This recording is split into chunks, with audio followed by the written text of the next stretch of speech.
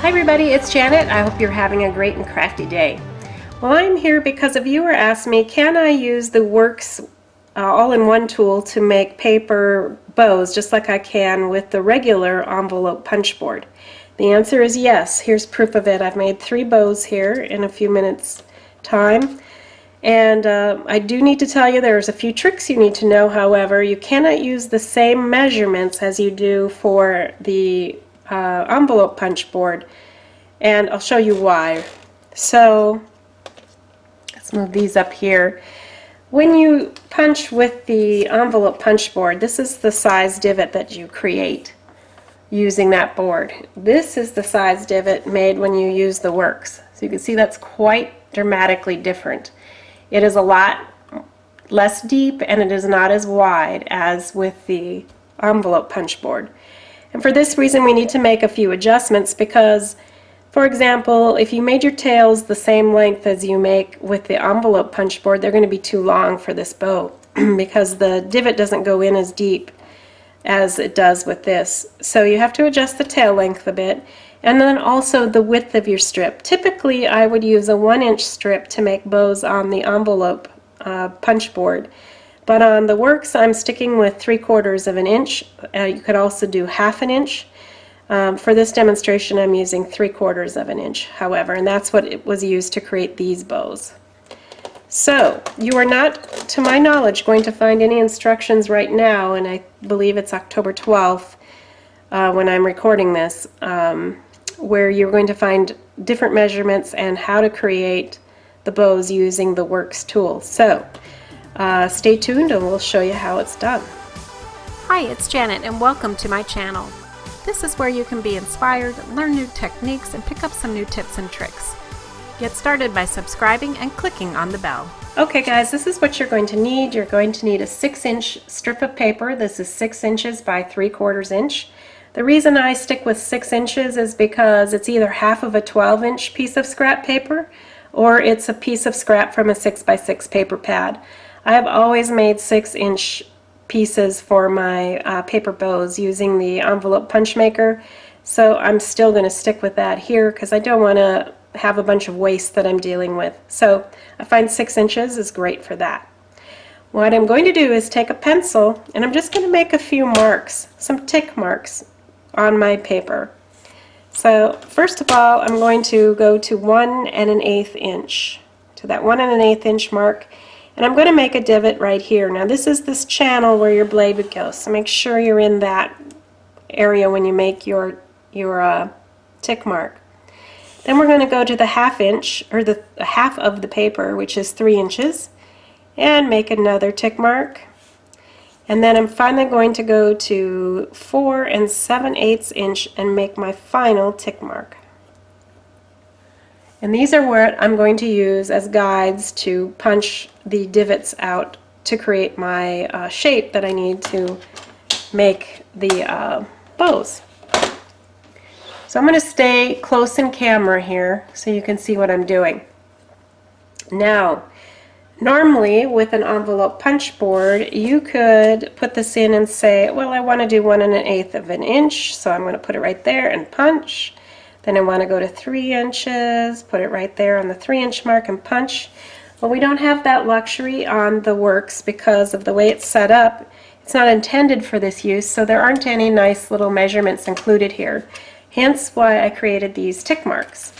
So all you need to do is line up that tick mark to approximately the center of your hole where the divot is created and just slide it in. It's okay if it's not exact. Close is going to work just fine, so don't get worked up about it being not exactly the same as the measurement. Close is going to work. Now you're going to do the same thing on the other side, and this time you're going to match up as best you can, eyeballing it, that divot shape with the earlier divot you made, and cut that. And go all the way across doing the same thing. Again, if this is slightly off, you're not going to notice it, so again, please don't stress about this step. Then I'm going to cut the flag parts out. This you have to eyeball and center as well. This is exactly what you have to do with the envelope punch board as well. There's no measurement for this part, so it is the same step. So now you see I've got a nice shape here to work with to create a bow. And at this time I can take away the tool because I no longer need it. I've done all the work that the tool is going to help me with. The first thing that I like to do when I create my bows, let's just put these back in here so you can see them, the ones I made earlier. The first step I like to do is fold over the tail and just make sure that they're folded correctly and evenly. Then I'm going to take a pencil and I'm going to train the bow part to curve. You just put it through your fingers like that so that when you create the bow part it will curve nicely for you and not cause a problem. You can also curve your tails up a little bit if you'd like. You don't have to. I usually do. I just like the look a little bit better. So now we've got a shape that looks more or less like this when it's resting. Now I'm going to bring in some double-sided tape. This is 1/4 inch tape. And I'm just going to cut a little piece off. Now this is a step that you absolutely could use a hot glue gun for. I'm just not a fan of hot glue guns. I try to avoid them when I can. So I will use the double-sided tape, and then I'm also going to use a couple glue dots to make this bow. So with the double-sided tape then in place, I can fold this over and match up my edges pretty closely and press. Be sure not to press this part, however, because if you do, you're going to crease. You'll end up creasing your curve here, and you don't want that. It'll ruin your bow. And then do the same over here, matching those edges, pressing in the middle.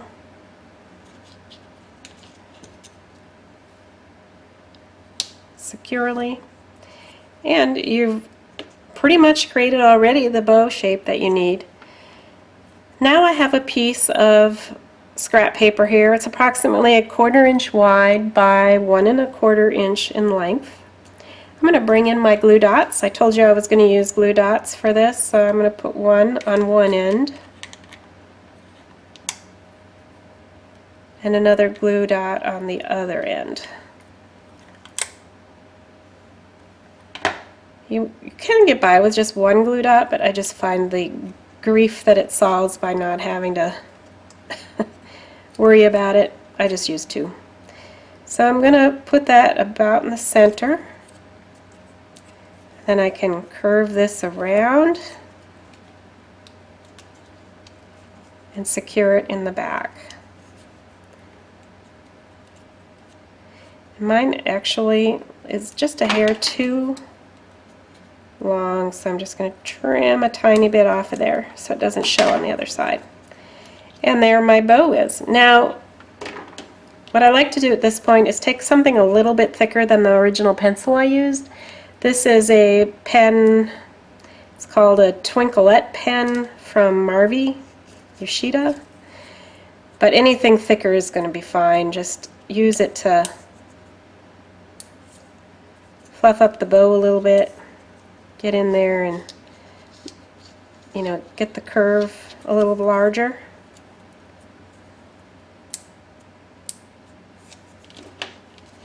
And you can also then use your fingertips and fluff that up a bit, curving it up. It's beautiful. That's it. You're done. If you want to, you can add a little bit of bling. I think I'm going to use this orangey colored one. Stone. I'll just put it in the center here. Fluff it up a little more and boom. Here's my cute little bow. Alright, that's how you make paper bows using the Works All-in-One tool.